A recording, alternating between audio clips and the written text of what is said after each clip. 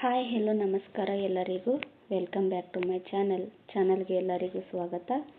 ಈ ಹಿಂದೆ ಹೇಳಿದಾಗೆ ನಾನು 7th ಕ್ಲಾಸಿಂದ ಫಸ್ಟ್ ಹಿಸ್ಟ್ರಿ ಭಾಗನ ಕಂಪ್ಲೀಟ್ ಮಾಡ್ಕೊಳ್ಳೋಣ, ಆಮೇಲೆ ಪೌರನೀತಿ, ಜಿಯೋಗ್ರಫಿ ಈ ಥರ ಒಂದೊಂದಾಗಿ ಕಂಪ್ಲೀಟ್ ಮಾಡ್ಕೊಳ್ಳೋಣ ಅಂತ ಹೇಳಿದ್ದೆ. ಅಂದರೆ 7th 8th 9th 10th ಎಲ್ಲನೂ ಫಸ್ಟ್ ಒಂದು ಸರಿ ಇತಿಹಾಸ ಭಾಗನ ನೋಡೋದು.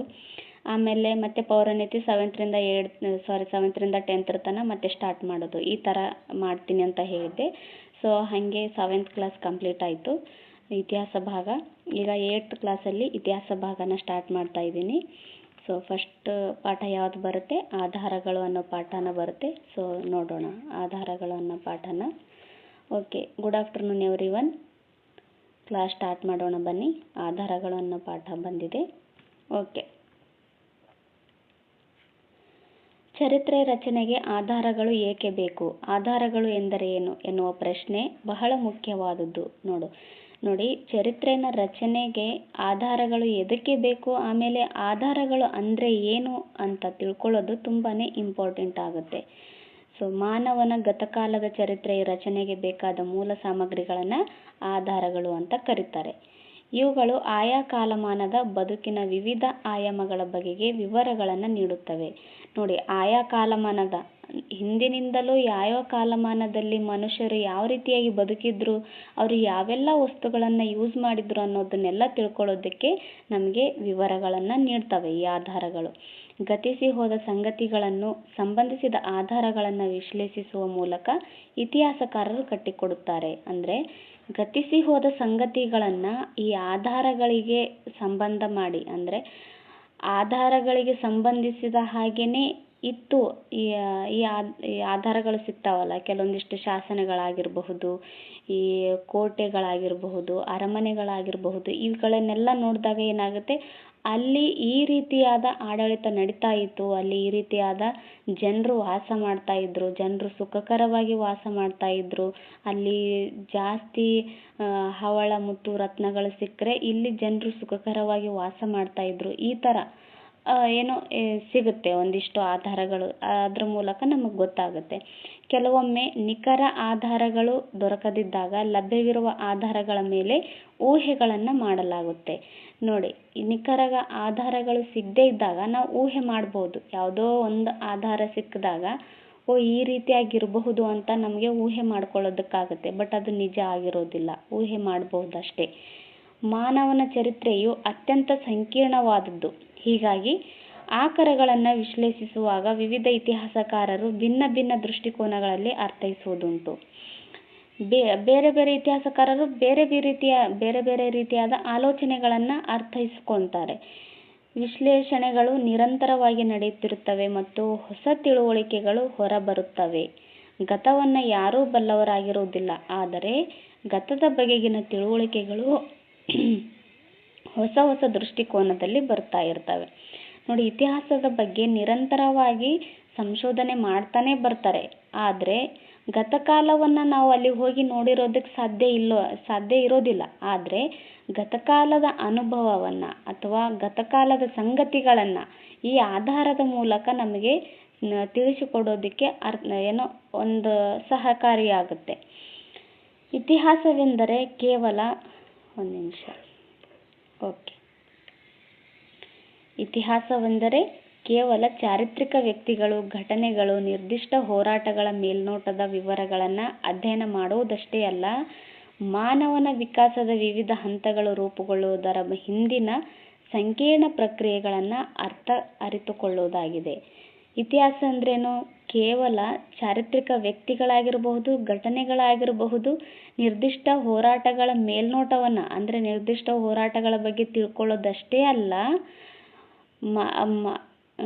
ಅಷ್ಟೇ ಅಲ್ಲ, ಮಾನವನ ವಿಕಾಸದ ವಿವಿಧ ಹಂತಗಳು, ಮಾನವ ಯಾವ ರೀತಿಯಾಗಿ ವಿಕಾಸ ಹೊಂದಿದ, ಆ ಹಂತಗಳಲ್ಲಿ ಯಾವ್ಯಾವ ಹಂತಗಳಲ್ಲಿ ಯಾವ ರೀತಿಯಾಗಿ ಬದುಕಿದ ಅನ್ನೋ ಒಂದು ಸಂಕೀರ್ಣ ಪ್ರಕ್ರಿಯೆಯನ್ನು ಅರಿತುಕೊಳ್ಳೋದಕ್ಕೆ ಬೇಕಾಗುತ್ತೆ ಇತಿಹಾಸ.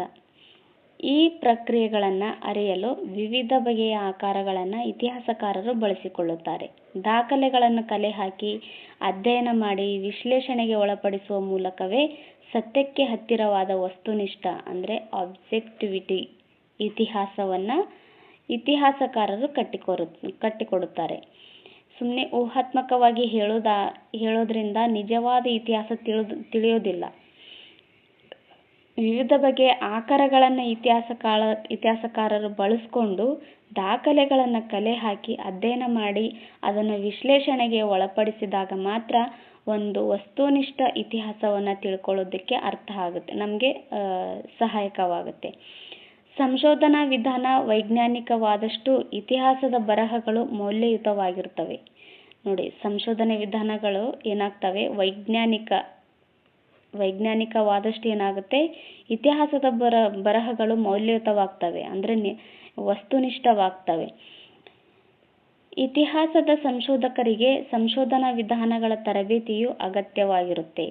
ಓಕೆ, ಹಿಂದಿನ ತಲೆಮಾರುಗಳು ಬಿಟ್ಟು ಹೋಗಿರುವ ವ್ಯವಸಾಯಕ್ಕೆ ಸಂಬಂಧಿಸಿದ ಪರಿಕರಗಳು, ದೇವಾಲಯಗಳು ಹಾಗೂ ಇತರೆ ಬಗೆಯ ಧಾರ್ಮಿಕ ಕಟ್ಟಡಗಳು, ಕೋಟೆಗಳು, ಶಾಸನಗಳು, ನಾಣ್ಯಗಳು, ವಿವಿಧ ಬಗೆಯ ಆಯುಧಗಳು, ಲಿಖಿತ ಸ್ವರೂಪದ ವಿವಿಧ ದಾಖಲೆಗಳು, ಕೃತಿಗಳು, ಮೌಖಿಕ ಪರಂಪರೆಗಳು ಎಲ್ಲವೂ ಸಹ ಇತಿಹಾಸ ರಚನೆಗೆ ಆಧಾರಗಳಾಗಿದ್ದಾವೆ. ಕೇವಲ 1-2 ಮಾತ್ರ ಅಲ್ಲ ನೋಡಿ. ಈ ಕೋಟೆಗಳು, ಆಮೇಲೆ ಶಾಸನಗಳು, ಧಾರ್ಮಿಕ ಕಟ್ಟಡಗಳು ಅಂದರೆ ದೇವಾಲಯಗಳಾಗಿರಬಹುದು, ಮತ್ತು ಆ ವ್ಯವಸಾಯಕ್ಕೆ ಸಂಬಂಧಿಸಿದ ಪರಿಕರಗಳು, ಇವಷ್ಟೇ ಅಲ್ಲ, ಲಿಖಿತ ಸ್ವರೂಪಗಳಾಗಿರಬಹುದು, ಆಮೇಲೆ ಮೌಖಿಕ ಪರಂಪರೆಗಳು ಎಲ್ಲವೂ ಸಹ ಇತಿಹಾಸದ ರಚನೆಗೆ ಮುಖ್ಯ ಆಧಾರಗಳಾಗಿದ್ದಾವೆ. ನೋಡಿ, ಆಧಾರಗಳಲ್ಲಿ ಪ್ರಕಾರಗಳಿದ್ದಾವೆ. ಒಂದು ಸಾಹಿತ್ಯಿಕ ಆಧಾರ, ಪ್ರಾಕ್ತನ ಆಧಾರ, ಆಮೇಲೆ ಮೌಖಿಕ ಆಧಾರಗಳು ಹಾಗೂ ಐತಿಹ್ಯಗಳು ಅಂತ ಬರ್ತವೆ. 3 ಆಧಾರಗಳು ಇದ್ದಾವೆ, 3 ಪ್ರಕಾರದ ಆಧಾರಗಳು. ನೋಡಿ, ಇವ್ರ ಬಗ್ಗೆ ನಾವು 6th ಕ್ಲಾಸಲ್ಲಿ ಫಸ್ಟ್ ಭಾಗದಲ್ಲೂ ಸಹ ನೋಡಿದ್ವಿ. ಸೊ ಅದೇ ಪಾಠನೇ ಇಲ್ಲೂ ಸಹ ಕಂಟಿನ್ಯೂ ಆಗುತ್ತೆ. ನಾನು 6th ಪಾಠ ಮಾಡಬೇಕಾದ್ರೆ ಹೇಳಿದ್ದೆ ಇದು ಮುಂದೆ ಕಂಟಿನ್ಯೂ ಆಗುತ್ತೆ ಅಂತ. ಸೊ ಇಲ್ಲಿದೆ ನೋಡಿ. ಓಕೆ, ಸಾಹಿತ್ಯಿಕ ಆಧಾರಗಳು ವಿಧಗಳು ಬರ್ತವೆ.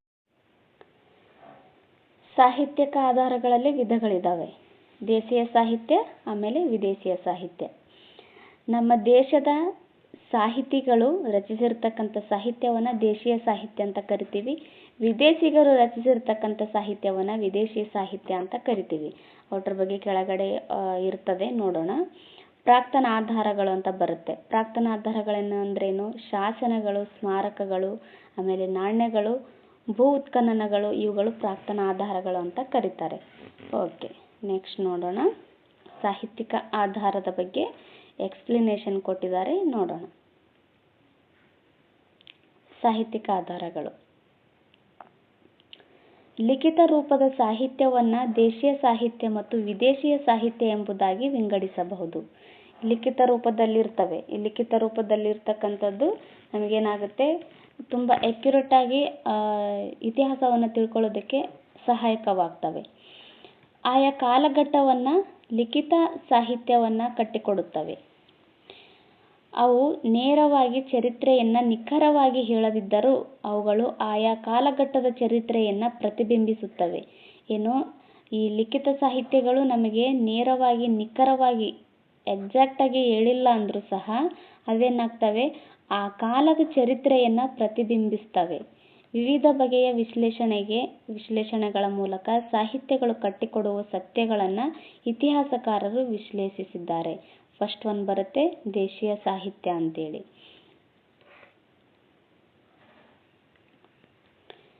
ಭಾರತೀಯರಿಂದಲೇ ರಚನೆಯಾಗಿರುವ ಸಾಹಿತ್ಯವನ್ನು ದೇಶೀಯ ಸಾಹಿತ್ಯ ಅಂತ ಕರೀತಾರೆ. ನಮ್ಮ ದೇಶದ ಸಾಹಿತಿಗಳು ರಚಿಸಿರ್ತಕ್ಕಂಥ ಸಾಹಿತ್ಯವನ್ನು ದೇಶೀಯ ಸಾಹಿತ್ಯ ಅಂತ ಕರೀತಾರೆ ಅಂತ ಹೇಳಿದ್ನಲ್ಲ.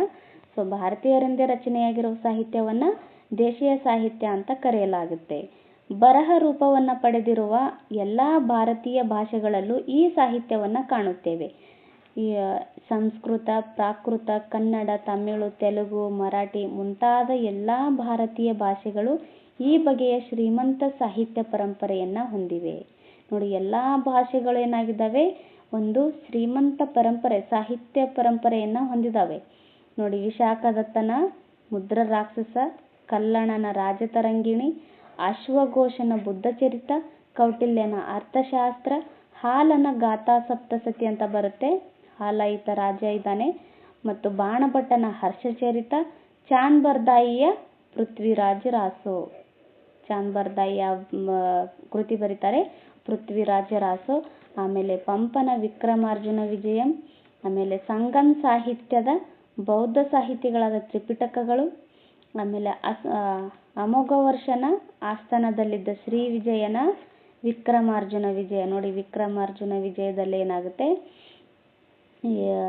ಕನ್ನಡ ನಾಡಿನ ಬಗ್ಗೆ ಒಂದು ವಾಕ್ಯವನ್ನು ನೀಡಿದ್ದಾರೆ. ಕಾವೇರಿಯಿಂದ ಗೋದಾವರಿವರೆಗೆ ಹರಡಿದ ನಾಡು ಅಂತ ಹೇಳಿದ್ದಾರೆ. ಎಲ್ಲಿಂದ? ಕಾವೇರಿಯಿಂದ ಗೋದಾವರಿವರೆಗೆ ಹರಡಿದ ನಾಡು ಅಂತ ಹೇಳಿದ್ದಾರೆ. ಯಾರು? ಶ್ರೀ ವಿಜಯ ಈ ವಿಕ್ರಮಾರ್ಜುನ ವಿಜಯದಲ್ಲಿ ಹೇಳಿದ್ದಾರೆ. ಈ ಥರ ಇದು ಹಿಂದೆ ಸಾಕಷ್ಟು ಸರಿ ಎಕ್ಸಾಮ್ಗಳಲ್ಲಿ ಕೇಳಿದ್ದಾರೆ. ಸೊ ಇಂಪಾರ್ಟೆಂಟ್ ಆಗುತ್ತೆ, ನೋಡ್ಕೊಂಡು ಬಿಡಿ. ಇತ್ಯಾದಿಗಳನ್ನು ಇಲ್ಲಿ ಹೆಸರಿಸಬಹುದು. ಇವೆಲ್ಲ ಏನಾಗಿದ್ದಾವೆ, ಇವರೆಲ್ಲ ಬರೆದಿರ್ತಕ್ಕಂಥ ಸಾಹಿತ್ಯವನ್ನು ದೇಶೀಯ ಸಾಹಿತ್ಯ ಅಂತ ಕರೀತಾರೆ. ಸೊ ಇನ್ನೊಂದು ಸರಿ ನೋಡ್ಕೊಂಡು ಬಿಡಿ. ವಿಶಾಖದತ್ತನ ಮುದ್ರ ರಾಕ್ಷಸ, ಆಮೇಲೆ ಕಲ್ಲಣನ ರಾಜತರಂಗಿಣಿ, ಅಶ್ವಘೋಷನ ಬುದ್ಧಚರಿತ, ಕೌಟಿಲ್ಯನ ಅರ್ಥಶಾಸ್ತ್ರ, ಆಮೇಲೆ ಹಾಲನ ಗಾಥಾ ಸಪ್ತಸತಿ ಅಂತ ಬರುತ್ತೆ, ಬಾಣಭಟನ ಹರ್ಷಚರಿತ, ಚಾಂದ್ ಬರ್ದಾಯಿಯ ಪೃಥ್ವಿರಾಜ ರಾಸು ಅಂತ ಬರುತ್ತೆ, ಆಮೇಲೆ ಪಂಪನ ವಿಕ್ರಮಾರ್ಜುನ ವಿಜಯಂ, ಸಂಗಮ್ ಸಾಹಿತ್ಯ, ಆಮೇಲೆ ಬೌದ್ಧ ಸಾಹಿತ್ಯಗಳಾದ ತ್ರಿಪಿಟಕಗಳು, ಆಮೇಲೆ ಅಮೋಘವರ್ಷನ ಆಸ್ಥಾನದಲ್ಲಿರ್ತಕ್ಕಂಥ ಶ್ರೀ ವಿಜಯನ ಕವಿರಾಜ ಮಾರ್ಗ ಇತ್ಯಾದಿಗಳು ಏನಾಗಿದ್ದಾವೆ, ದೇಶೀಯ ಸಾಹಿತ್ಯಗಳು ಆಗಿದ್ದಾವೆ. ಸೊ ಈ ಕವಿರಾಜ ಮಾರ್ಗದಲ್ಲೇ ಏನಾಗುತ್ತೆ, ಕಾವೇರಿಯಿಂದ ಗೋದಾವರಿವರೆಗೆ ಕನ್ನಡ ನಾಡು ಹರಡಿದೆ ಅಂತ ಹೇಳ್ತಾರೆ ಶ್ರೀ ವಿಜಯನವರು. ಓಕೆ, ನೆಕ್ಸ್ಟು ವಿದೇಶಿ ಸಾಹಿತ್ಯ ಬಗ್ಗೆ ನೋಡೋಣ. ವಿದೇಶಿ ಬರಹಗಾರರು, ಪ್ರವಾಸಿಗರು, ವಿದ್ವಾಂಸರು ರಚಿಸಿರ್ತಕ್ಕಂತಹ ಗ್ರಂಥಗಳನ್ನು ವಿದೇಶಿ ಸಾಹಿತ್ಯ ಅಂತ ಕರೀತಾರೆ. ಮೆಗಸ್ತನಿಸನ ಇಂಡಿಕಾ, ಇಲ್ಲಿದ್ದಾರೆ ನೋಡಿ, ಹುಯೆನ್ಸಾಂಗ್ ತೋರಿಸ್ತೇನೆ ಇರಿ. ಇವರು ಹುಯೆನ್ಸಾಂಗ್, ಭಾರತಕ್ಕೆ ಪ್ರವಾಸಿಗರಾಗಿ ಬಂದಿರ್ತಾರೆ ಇವರು. ಓಕೆ, ಮೆಗಸ್ತನಿಸನ ಇಂಡಿಕಾ, ಹುಯೆನ್ಸಾಂಗನ ಸಿಯೂಕಿ ಅಂತ ಬರುತ್ತೆ. ಆಮೇಲೆ ಫಾಹಿಯಾನನ ಗೋಕೋಕಿ, ಹುಯೆನ್ಸಾಂಗ್ ಸಿಯೂಕಿ, ಫಾಹಿಯಾನನ ಗೋಕೋಕಿ ಇವೆರಡು ಕನ್ಫ್ಯೂಸ್ ಆಗ್ತವೆ. ಸೊ ಕರೆಕ್ಟಾಗಿ ನೋಡ್ಕೊಂಡ್ಬಿಡಿ. ಆಮೇಲೆ ಸಿಲೋನಿನ ದೀಪವಂಶ ಮತ್ತು ಮಹಾವಂಶ ಅಂತ ಬರುತ್ತೆ. ಆಮೇಲೆ ಟಾಲೆಮಿಯ ಜಿಯೋಗ್ರಫಿ, ಬರಾನಿಯ ತಾರಿಕ್ ಇ ಫಿರೋಜ್ ಶಾಹಿ, ವಿಜಯನಗರ ರಾಜ್ಯಕ್ಕೆ ಬಂದು ಹೋದ ಈ ಫರ್ನಿಯೋ ನಿನಿಜು, ಬರ್ಬೋಸಾ, ನಿಕೊಲೋ ಕೊಂಟಿ ಮುಂತಾದವರು ಕೃತಿಗಳು ಸಹ ಇಲ್ಲಿ ಉದಾಹರಿಸಬಹುದು. ಇವರೆಲ್ಲರೂ ಸಹ ಬರೆದಿರ್ತಕ್ಕಂಥ ಸಾಹಿತ್ಯವನ್ನು ವಿದೇಶಿ ಸಾಹಿತ್ಯ ಅಂತ ಕರೀತಾರೆ. ವಿಜಯನಗರ ರಾಜ್ಯಕ್ಕೆ ಯಾರ್ಯಾರು ಬರ್ತಾರೆ? ಫರ್ನಿಯೋ ನಿನಿಜ್ ಬರ್ತಾರೆ, ಬರ್ಬೋಸಾ ಬರ್ತಾರೆ, ನಿಕೊಲೋ ಕೊಂಟಿ ಬರ್ತಾರೆ, ಇನ್ನೂ ಇಬ್ಬರು ಮೂವರು ಬರ್ತಾರೆ. ಸೊ ಅವ್ರ ಹೆಸರು ಇಲ್ಲಿ ಕೊಟ್ಟಿಲ್ಲ. ಓಕೆ, ನೆಕ್ಸ್ಟು ಪ್ರಾಕ್ತನ ಆಧಾರಗಳಂತ ಬರ್ತವೆ. ಇದನ್ನು ಪುರಾತತ್ವ ಆಧಾರಗಳು ಅಂತಲೂ ಸಹ ಕರೆಯಲಾಗಿದೆ. ಸಂಶೋಧನೆ ಮತ್ತು ಉತ್ಖನನಗಳಿಂದ ದೊರೆತಿರುವ ಶಾಸನಗಳು, ನಾಣ್ಯಗಳು, ಸ್ಮಾರಕಗಳು, ಮಡಿಕೆ, ಕುಡಿಕೆ ಹಾಗೂ ಇನ್ನಿತರ ಪಳೆಯುಳಿಕೆಗಳನ್ನು ಪ್ರಾಕ್ತನ ಆಧಾರಗಳು ಅಂತ ಕರೀತಾರೆ. ಭೂಗರ್ಭದಲ್ಲಿ ಸಿಗುವ ವಸ್ತುಗಳು ಪ್ರಾಕ್ತನ ಆಧಾರಗಳೇ. ಹರಪ್ಪ ನಾಗರಿಕತೆ ಹೀಗೆ ಬೆಳಕಿಗೆ ಬಂದದ್ದು ಅಂತ ಹೇಳಿದ್ದಾರೆ. ಈ ಭೂ ಉತ್ಖನನ ಮಾಡೋ ಟೈಮಲ್ಲಿ ಹರಪ್ಪ ನಾಗರಿಕತೆಯ ಕೆಲವೊಂದಿಷ್ಟು ಆಧಾರಗಳು ಸಿಗ್ತವೆ. ಆವಾಗ ಗೊತ್ತಾಗುತ್ತೆ ಇಲ್ಲಿ ಹರಪ್ಪ ನಾಗರಿಕತೆ ಇತ್ತು ಅನ್ನೋದು ಇತಿಹಾಸಕಾರರಿಗೆ ಗೊತ್ತಾಗುತ್ತೆ. ಓಕೆ, ನೆಕ್ಸ್ಟ್ ಶಾಸನಗಳಂತ ನೋಡೋಣ. ಶಾಸನಗಳು ಯಾವ ರೀತಿಯಾಗಿ ನಮಗೆ ಸಹಾಯಕವಾಗ್ತವೆ ಅಂದರೆ ಈ ಇತಿಹಾಸದ ಬಗ್ಗೆ ತಿಳ್ಕೊಳ್ಳೋದಕ್ಕೆ ಶಾಸನಗಳು ಆಯಾ ಕಾಲಮಾನದ ಜೀವಂತ ಸಾಕ್ಷಿಗಳಾಗಿದ್ದಾವೆ. ನೋಡಿ, ಇವೇನಾಗಿದ್ದಾವೆ, ಶಾಸನಗಳು ಆಯಾ ಕಾಲಮಾನದ ಜೀವಂತ ಸಾಕ್ಷಿಗಳು. ಯಾಕಂದರೆ ಶಾಸನಗಳು ರಾಜ ಮಹಾರಾಜರು ಕೆತ್ತಿಸಿರ್ತಾರೆ. ಸೊ ಅವೇನಾಗಿರ್ತವೆ, ಆದ್ದರಿಂದ ಅವನ್ನ ಜೀವಂತ ಸಾಕ್ಷಿಗಳಂತ ಕರೀತಾರೆ. ಅವು ಇಂದಿನ ಧರ್ಮ, ಸಂಸ್ಕೃತಿ, ಆರ್ಥಿಕತೆ, ಆಡಳಿತ ಇನ್ನಿತರ ಅಂಶಗಳ ಬಗ್ಗೆ ಮಾಹಿತಿಯನ್ನು ಒದಗಿಸುತ್ತವೆ.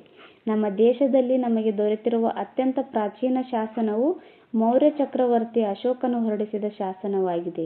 ನಮ್ಮ ದೇಶದಲ್ಲಿ ಸಿಕ್ಕಿರ್ತಕ್ಕಂಥ ಪ್ರಾಚೀನ ಶಾಸನ ಯಾರ್ದು ಅಂತ ಕೇಳಿದಾಗ ಮೌರ್ಯ ಚಕ್ರವರ್ತಿ ಅಶೋಕಂದು ಅನ್ನೋದು ನೆನಪಲ್ಲಿರಲಿ. ಇವನು ಕಲ್ಲು ಹಾಸಿನ ಮೇಲೆ ಹಾಗೂ ಕಲ್ಲಿನ ಕಂಬಗಳ ಮೇಲೆ ಶಾಸನಗಳನ್ನು ಕೆತ್ತಿಸಿದನು. ನೋಡಿ, ಕಲ್ಲಿನ ಮೇಲೆ ಏನು ಶಾಸನಗಳ ಕೆತ್ತಿಸ್ತಾರಲ್ಲ, ಆ ಕಲ್ಲುಗಳೇನಾಗ್ತವೆ, ಒಡೆದು ಪುಡಿ ಆಗೋದಿಲ್ಲ. ಅಂದರೆ ಅವುಗಳ ನಾಶ ಅಷ್ಟು ಈಸಿ ಅಲ್ಲ, ಕಲ್ಲುಗಳ ನಾಶ ಮಾಡೋದು. ದೊಡ್ಡ ದೊಡ್ಡ ಬಂಡೆಗಳ ಮೇಲೆ, ದೊಡ್ಡ ದೊಡ್ಡ ಕಂಬದ ಮೇಲೆ ಶಾಸನಗಳನ್ನು ಕೆತ್ತಿಸಿದ್ದಾರೆ. ಹಾಗಾಗಿ ಅವುಗಳನ್ನು ಅಷ್ಟು ಈಸಿ ಅಲ್ಲ ನಾಶ ಮಾಡೋದು. ಆದ್ದರಿಂದ ಅವರು ಆಗಿನ ಕಾಲದಲ್ಲಿ ರಚಿಸಿರ್ತಕ್ಕಂಥ ಶಾಸನನ ನಾವು ಇಂದೂ ಸಹ ಓದೋದಕ್ಕೆ ಅನುಕೂಲ ಆಗೋ ರೀತಿಯಲ್ಲಿ ಇದ್ದಾವೆ ಶಾಸನಗಳು.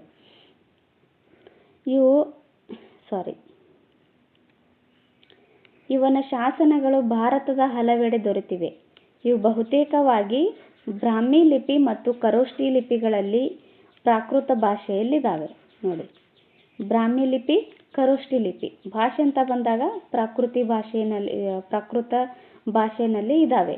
ಗ್ರೀಕ್ ಮತ್ತು ಅರೇಬಿಕ್ ಭಾಷೆಗಳಲ್ಲೂ ಸಹ ಕೆಲವು ಶಾಸನಗಳು ದೊರೆತಿದ್ದಾವೆ. ನೋಡಿ, ಇದು 2016 TET ಕೇಳಿದ್ರು ನೋಡಿ. ಈ ಥರ ಹೇಳಿಕೆ ರೂಪದಲ್ಲಿ ಕೊಟ್ಟಿದ್ರು.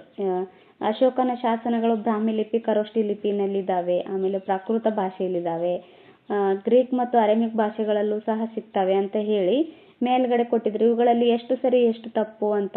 ಸೊ ಈ ಥರ ಹೇಳಿಕೆ ರೂಪದಲ್ಲಿ ಕೊಡ್ತಾರೆ. ಸೊ ನೆನಪಲ್ಲಿ ಇಟ್ಕೊಳ್ರಿ. ಬ್ರಾಹ್ಮಿ ಲಿಪಿ, ಖರೋಷ್ಠಿ ಲಿಪಿನಲ್ಲಿದ್ದರೆ ಪ್ರಾಕೃತ ಭಾಷೆನಲ್ಲಿದ್ದವು. ಆಮೇಲೆ ಗ್ರೀಕ್ ಮತ್ತು ಅರೇಮಿಕ್ ಭಾಷೆಗಳಲ್ಲೂ ಸಹ ಈತನ ಕೆಲವು ಶಾಸನಗಳು ದೊರೆತಿದ್ದಾವೆ. ಅಶೋಕನ ಶಾಸನಗಳು ಕರ್ನಾಟಕದ ಮಸ್ಕಿ ಹಾಗೂ ಬ್ರಹ್ಮಗಿರಿಗಳಲ್ಲಿಯೂ ಸಹ ದೊರೆತಿದ್ದಾವೆ. ಬ್ರಹ್ಮಗಿರಿ ಚಿತ್ರದುರ್ಗದಲ್ಲಿ ಕಾಣುತ್ತೆ. ಮಸ್ಕಿ ರಾಯಚೂರು ಡಿಸ್ಟಿಕ್ಕಲ್ಲಿ ಬರುತ್ತೆ. ಈ ಮಸ್ಕಿ ಶಾಸನದಲ್ಲಿ ದೊರೆತಿದ್ದ ಮೇಲೇ ಈ ಹಿಂದೆ ಸಿಕ್ಕಿರ್ತಕ್ಕಂಥ ಅಶೋಕನ ಕೆಲವು ಶಾಸನಗಳಿಂದ ಮಸ್ಕಿ ಶಾಸನದಲ್ಲಿ ದೇವನಾಂ ಪ್ರಿಯದರ್ಶಿ ಅಶೋಕ ಅಂತ ಇತ್ತು. ಈ ಹಿಂದೆ ಶಾಸನಗಳಲ್ಲಿ ಏನಿದ್ದವು, ದೇವನಾಂ ಪ್ರಿಯದರ್ಶಿ ಅಂತ ಮಾತ್ರ ಇತ್ತು. ಈ ಮಸ್ಕಿ ಶಾಸನದಲ್ಲಿ ಏನಾಗುತ್ತೆ, ದೇವನಾಂ ಪ್ರಿಯದರ್ಶಿ ಅಶೋಕ ಅಂತಿರೋದ್ರಿಂದ ಈ ದೇವನಾಂ ಪ್ರಿಯದರ್ಶಿ ಅನ್ನೋ ಎಲ್ಲ ಶಾಸನಗಳು ಅಶೋಕನಿಗೆ ಸಂಬಂಧಪಟ್ಟಿದ್ದು ಅಂತ ಇಲ್ಲಿಂದ ಅರ್ಥ ಆಗುತ್ತೆ. ಸೊ ಮಸ್ಕಿ ಶಾಸನ ತುಂಬಾನೇ ಇಂಪಾರ್ಟೆಂಟ್ ಆಗಿದೆ. ಸೊ ಇದ್ರ ಬಗ್ಗೆ ಸಾಕಷ್ಟು ಸಾರಿ ಎಕ್ಸಾಮಲ್ಲಿ ಕೇಳಿದ್ದಾರೆ. ಸೊ ನೋಡ್ಕೊಂಡ್ಬಿಡಿ ಚೆನ್ನಾಗಿ. ಕನ್ನಡ ಭಾಷೆಯಲ್ಲಿ ದೊರೆತಿರುವ ಮೊದಲ ಶಾಸನ ಹಲ್ಮಿಡಿ ಶಾಸನ.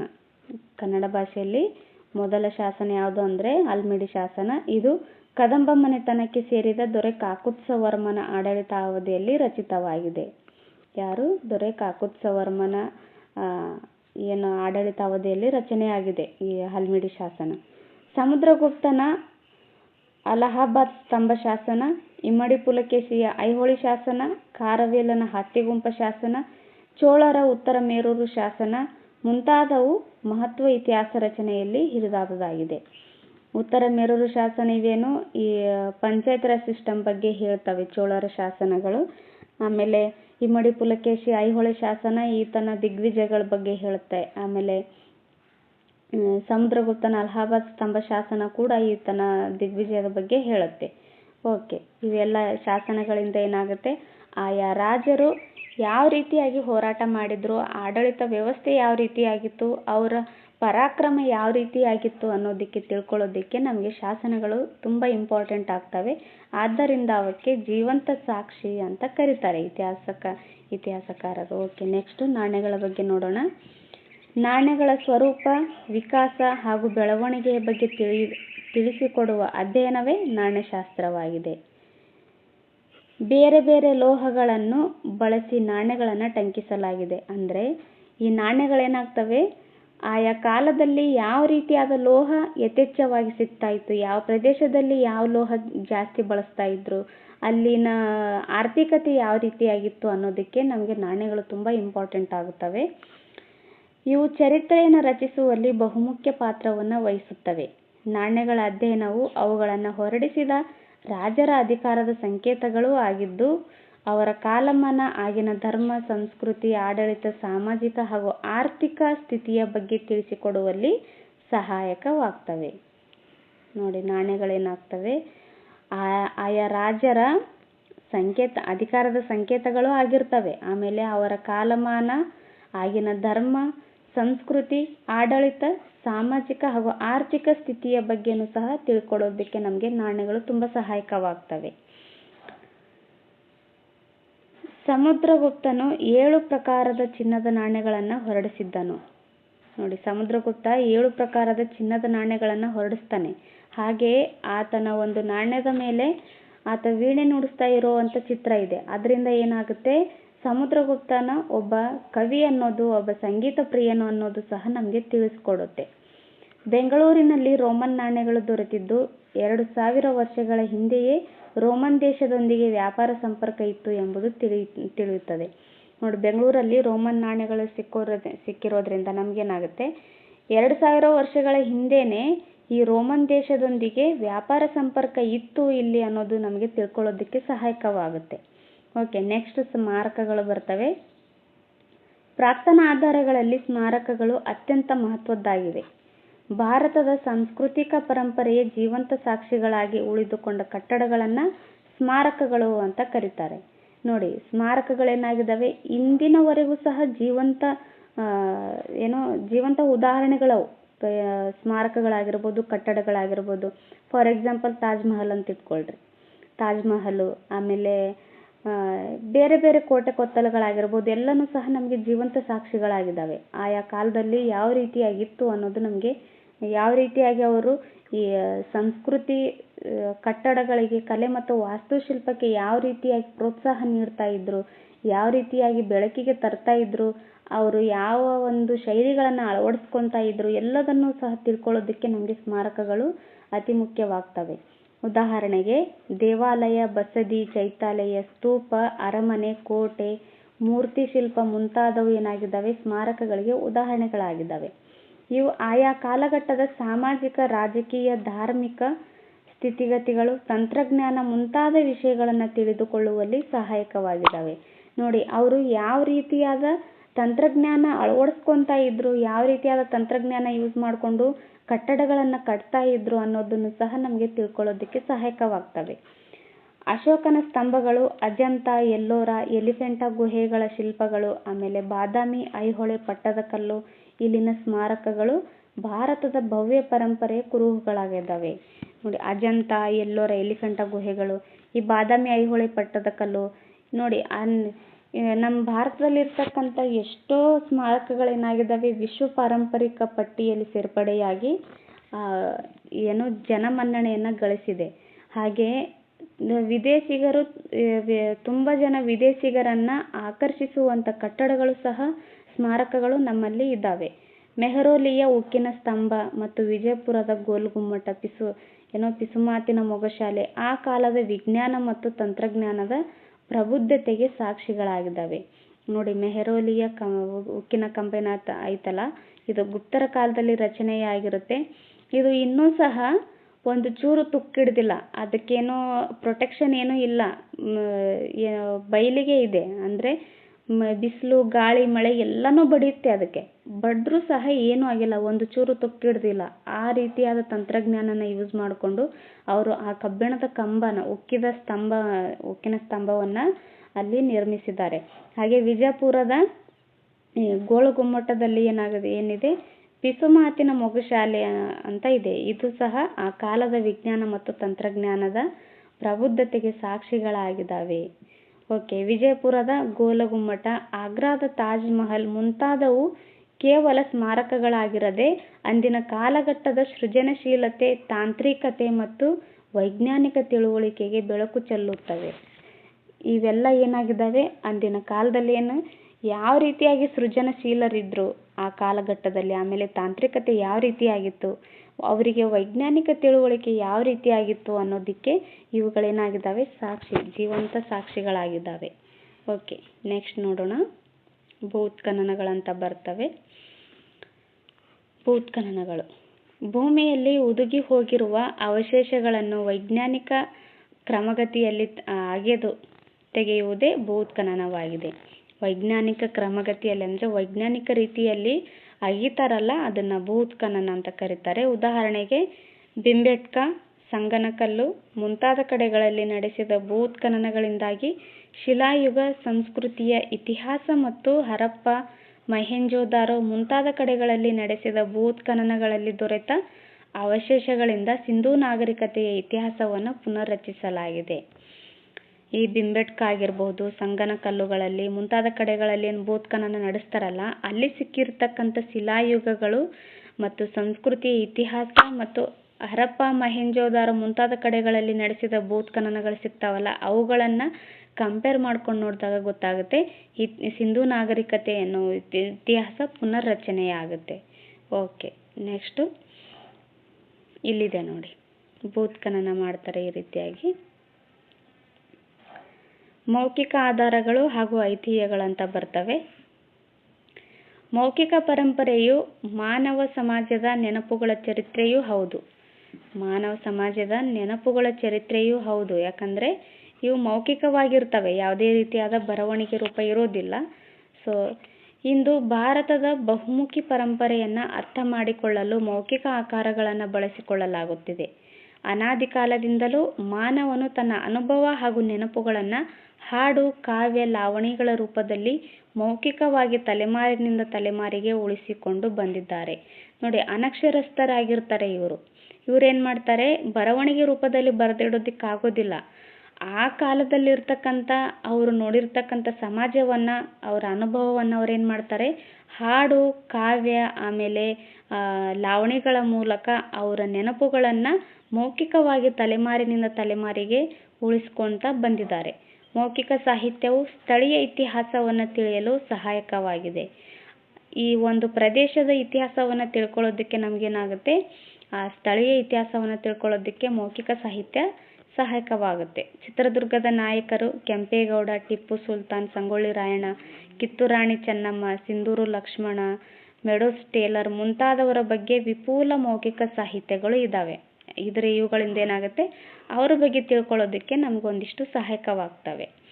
ಹಾಗೆಯೇ ಸಾಂಸ್ಕೃತಿಕ ನಾಯಕರಾದ ಕೈವಾರ ನಾರಾಯಣ ತಾತ, ಆಮೇಲೆ ಸೇವಾಲಾಲ್, ಶಿಶುನಾಳ ಶರೀಫರು ಮುಂತಾದ ಅನೇಕರ ಬಗ್ಗೆಯೂ ಸಹ ಅನೇಕ ಮೌಖಿಕ ನಿರೂಪಣೆಗಳಿರೋದ್ರಿಂದ ಅವರ ವ್ಯಕ್ತಿತ್ವವನ್ನು ತಿಳ್ಕೊಳ್ಳೋದಕ್ಕೆ ನಮಗೆ ಸಹಾಯಕವಾಗ್ತವೆ. ಓಕೆ, ನೆಕ್ಸ್ಟ್ ನೋಡೋಣ.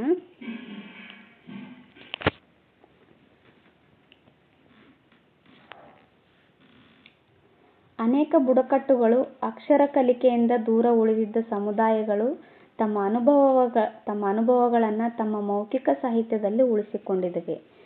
ಈಗ ಈ ಬುಡಕಟ್ಟು ಜನಾಂಗಗಳಿರ್ತಾರಲ್ಲ, ಅವರೇನು ಅಕ್ಷರ ಜ್ಞಾನ ಇರೋದಿಲ್ಲ ಅವರಿಗೆ.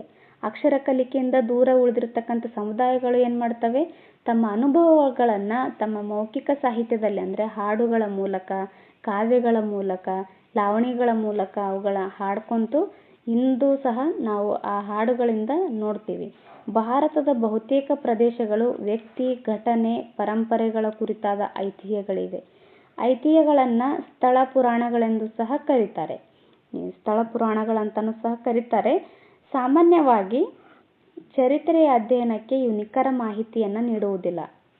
ಶಾಸನಗಳ ಹಾಗೆ, ಆಮೇಲೆ ಈ ದೇಶಿ ಸಾಹಿತ್ಯಗಳಿರ್ತಾವಲ್ಲ, ಸಾಹಿತ್ಯ ಆಧಾರಗಳು, ದೇಶಿ ಆಗಿರ್ಬೋದು, ವಿದೇಶಿ ಆಗಿರಬಹುದು, ಸಾಹಿತ್ಯ ಆಧಾರಗಳ ತರಹ ಪುರಾತನ ಇವೇನು ಶಾಸನಗಳು, ಸ್ಮಾರಕಗಳು ಇವುಗಳಿದಾವಲ್ಲ, ಆ ಥರ ಏನು ನಿಖರವಾದ ಮಾಹಿತಿಯನ್ನು ನೀಡೋದಿಲ್ಲ.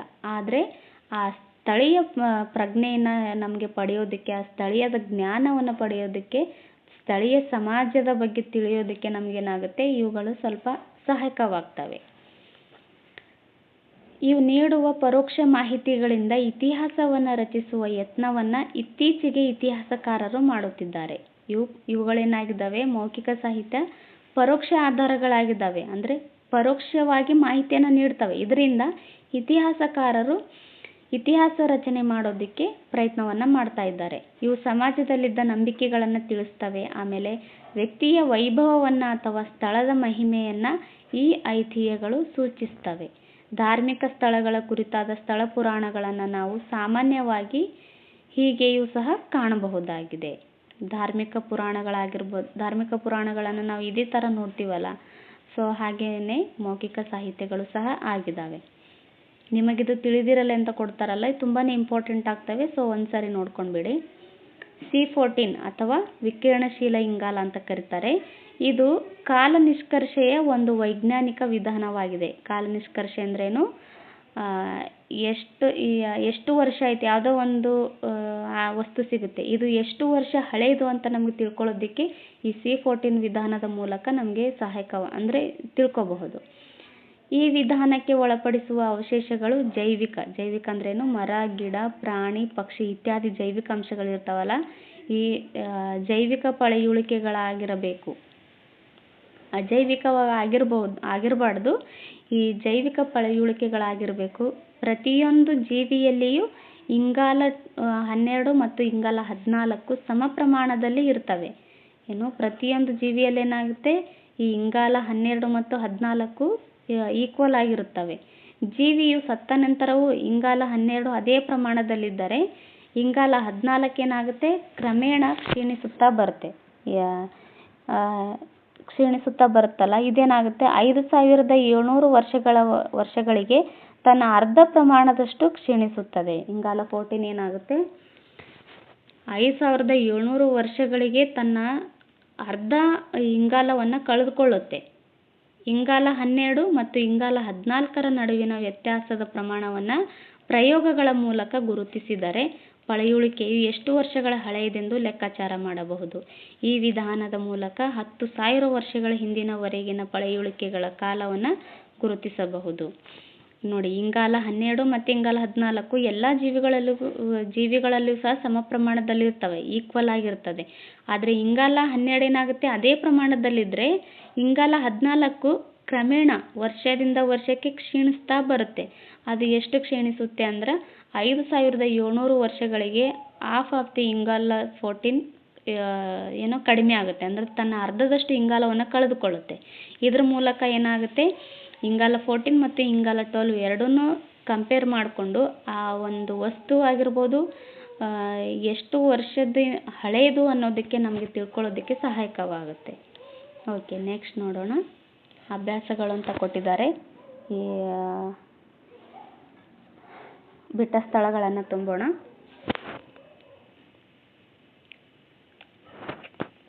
ಸಾಹಿತ್ಯ ಆಧಾರಗಳಲ್ಲಿ 2 ಪ್ರಕಾರಗಳಿದ್ದಾವೆ. ಒಂದು ದೇಶೀಯ ಸಾಹಿತ್ಯ, ಇನ್ನೊಂದು ವಿದೇಶೀಯ ಸಾಹಿತ್ಯ ಎಂಬ 2 ವಿಧಗಳಿದ್ದಾವೆ. ಅಶ್ವಘೋಷನ ಸಾಹಿತ್ಯ ಯಾವುದು, ಆಮೇಲೆ ಕನ್ನಡ ಭಾಷೆಯಲ್ಲಿ ದೊರೆತಿರುವ ಮೊದಲ ಶಾಸನ ಯಾವುದು ಅಂತ ಕೇಳಿದ್ದಾರೆ. ಅಶ್ವಘೋಷನ ಬುದ್ಧಚರಿತ ಈತನು ಬರಿತಾನೆ.